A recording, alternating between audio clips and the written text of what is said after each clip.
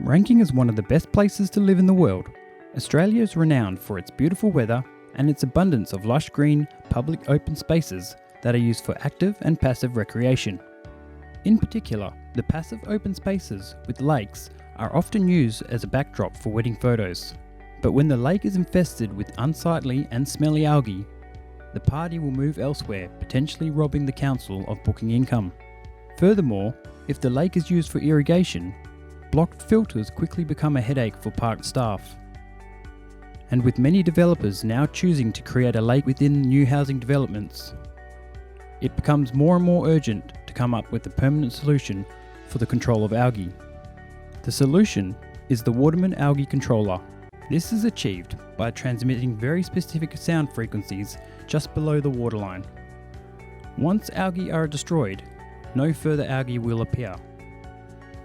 Having said this, extremely high ambient temperatures combined with shallow water bodies may from time to time re-energize the algae growth, but this will only be for a short period of time. The transmitter has a range of 100 meters through a 130-degree output angle. This makes installation in the corner of a water body the best option. If this cannot be achieved, multiple transducers and controllers may be required within a single lake. Floating devices are used to ensure that the transducer remains below the waterline at all times. The transducer can be suspended from an anchored float or as part of an aluminium enclosure housing a small floating device.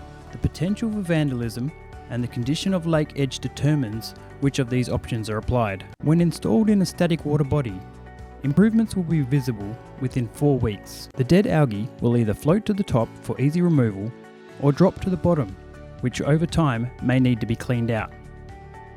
The water, however, will now be clear and remain clear for as long as the controller remains powered on.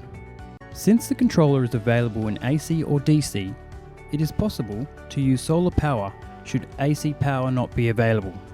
The most cost-effective solution, however, remains the AC version.